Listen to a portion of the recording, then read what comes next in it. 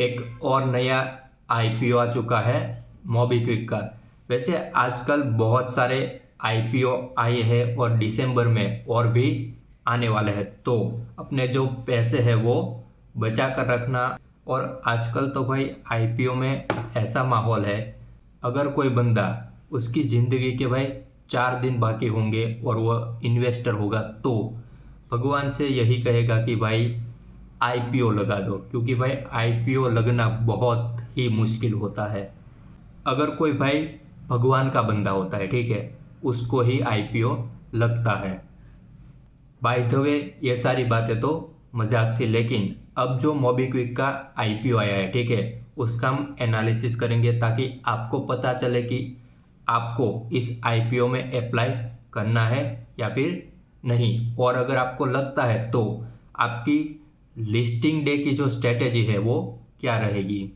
सबसे पहले वो बात करूंगा जो कि भाई आप सभी को जानना है कि भाई मोबीक्विक का जो आईपीओ है उसमें प्रॉफिट कितना होने वाला है। तो अभी जो इसका जीएमपी है वो भी चल रहा है 40% के आसपास, यानी कि आपको करीब करीब 5,800 रुपीज़ का प्रॉफिट हो सकता है। अब ये जो जीएमपी है वो मार्केट पर आधारित है, तो आने वाले टाइम में अगर मार्केट अच्छा हुआ तो हो सकता है कि जीएमपी थोड़ा बढ़ जाए या फिर जीएमपी थोड़ा घट जाए।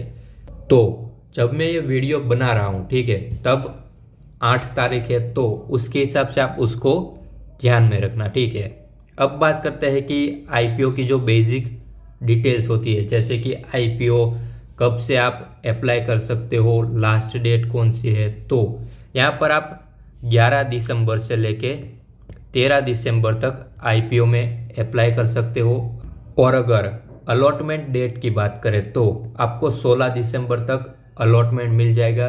वीडियो में आगे बढ़ने से पहले मैं आपको एक बात बताना चाहता हूँ। ये हमारी टेलीग्राम चैनल है जिसकी मैं लिंक आपको डिस्क्रिप्शन में दे दूंगा और कमेंट में पिन भी कर दूंगा। देखो यहाँ पर मैं आपको बहुत सारी चीज़ें सिखाता हूँ। जब आईपीओ आने वाले होते हैं तो उनकी सारी डिटेल्स मैं यहाँ पर अपलोड करता हूँ, और जब आईपीओ लिस्ट होता है, ठीक है, यानी कि लिस्टिंग डे की स्ट्रेटेजी क्या रहेगी। अब आपने आईपीओ में अप्लाई कर दिया, अब आपका अलॉटमेंट हो गया, और अगर आपको अलॉट होता है तो सबसे पहले तो आपको कॉन्ग्रेचुलेशन और मुझे पार्टी दे देना प्लीज़। अब लिस्टिंग डेट जो होगी वो होगी आपकी 18 दिसंबर। अब जब आईपीओ लिस्ट होगा, ठीक है, तो तब अगर मार्केट बुल रन में होगा तो पॉसिबल है कि भाई और भी ऊपर जाएगा, क्योंकि रिसेंट जितने भी आईपीओ आए हैं, ठीक है, उन्होंने भाई बहुत अच्छा गेन दिया है और बहुत सारा प्रॉफिट कमा कर दिया है। वो सारी बातें भाई आप कंपनी के फाइनेंशियल और बाकी सारे जो डेटा होते हैं वो देख कर ही बता सकते हो, ठीक है। क्योंकि भाई लिस्टिंग के दिन पर अगर कोई बड़ा इन्वेस्टर आ जाता है, ऑपरेटर आ जाता है, तब तो भाई मज़े ही मज़े हो सकते हैं। लेकिन पॉसिबिलिटी ये भी है कि भाई आपके ऊपर जो है माल को यानी कि स्टॉक को ऑफलोड किया जाए। तो सबसे पहले भाई हम इसका फाइनेंशियल और कंपनी बेसिकली करती क्या है वो सारी चीज़ें जानेंगे। अब हम बात करेंगे कंपनी के बारे में। आप किसी भी चीज़ में इन्वेस्ट करते हो तो आपको ये देखना चाहिए कि भाई कंपनी जो है क्या करती है, उसका प्रोडक्ट क्या है, बिजनेस मॉडल क्या है। तो अभी जो मोबीक्विक है, ठीक है, वो है फिनटेक कंपनी। भारत में पेटीएम, फ़ोनपे, गूगल पे, भारत पे, ये सारी जो है वो फिनटेक कंपनी है। अब जो मोबीक्विक है वो कौन सी सर्विस देता है, तो आप यहाँ पर पढ़ सकते हो कि भाई MobiKwik is leading fintech company offering prepaid digital wallets and online payments. तो आप समझ गए होंगे कि भाई इसका कुछ काम है वो ऑनलाइन पेमेंट से रिलेटेड है। और मोबीक्विक जिप बाय नाउ, पे लेटर, जिप ईएमआई, कंज्यूमर और QR based payment, UPI and रुपए क्रेडिट कार्ड, ये सारी जो चीज़ें हैं, ठीक है, बेसिकली भाई जो पेमेंट से रिलेटेड जो सर्विसेज है वो प्रोवाइड करवाती है। अब आते हैं इसके मेन पॉइंट पर कि कंपनी का फाइनेंशियल क्या है। अब देखो, जून की बात करें जून 2024 की। तो इनके पास एसेट था करीब करीब 900 करोड़ का, और इनकी जो रेवेन्यू है वो है 350 करोड़ के आसपास का, और इनका जो प्रॉफिट आफ्टर टैक्स है -7 करोड़। ये एक नेगेटिव पॉइंट हो जाता है।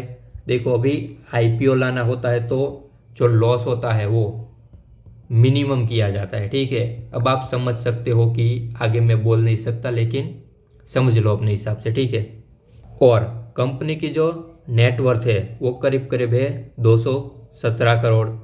कंपनी के पास कितना कैश या फिर रिजर्व मनी है, ठीक है, तो कंपनी के पास 147 करोड़ का रिजर्व है, ठीक है।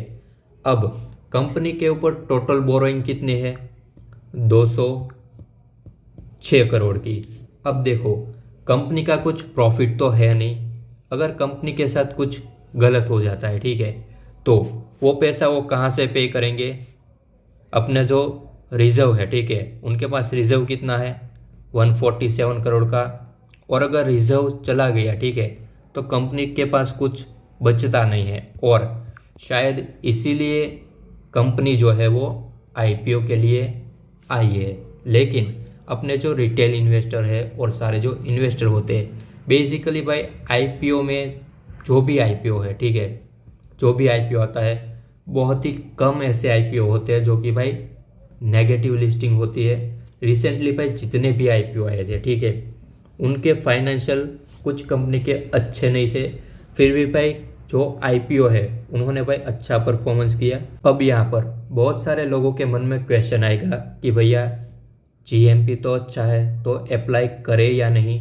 देखो जीएमपी अच्छा है, मैं पर्सनली भाई इसमें अप्लाई करने वाला हूँ, ठीक है। मैं जितने भी अकाउंट से अप्लाई करूँगा, मेरे पास जितने भी अकाउंट है वो सारे अकाउंट से अप्लाई में करने वाला हूँ।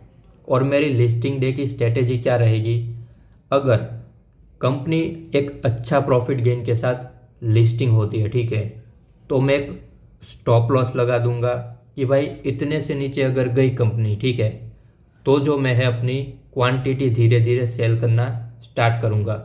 अगर कंपनी का जो परफॉर्मेंस और भाई चार्ट पैटर्न जो होती है, ठीक है, वो अच्छे एक बुलिश नज़र आती है और उसमें मुझे कुछ वॉल्यूम और बड़े बड़े इन्वेस्टर आते हैं, तो मैं इसको भाई शॉर्ट टर्म के लिए होल्ड करूंगा विथ प्रॉपर स्टॉप लॉस। क्योंकि भाई स्टॉक मार्केट की दुनिया में अगर आप स्टॉप लॉस नहीं लगाते हो तो आपको यहाँ पर आना ही नहीं चाहिए।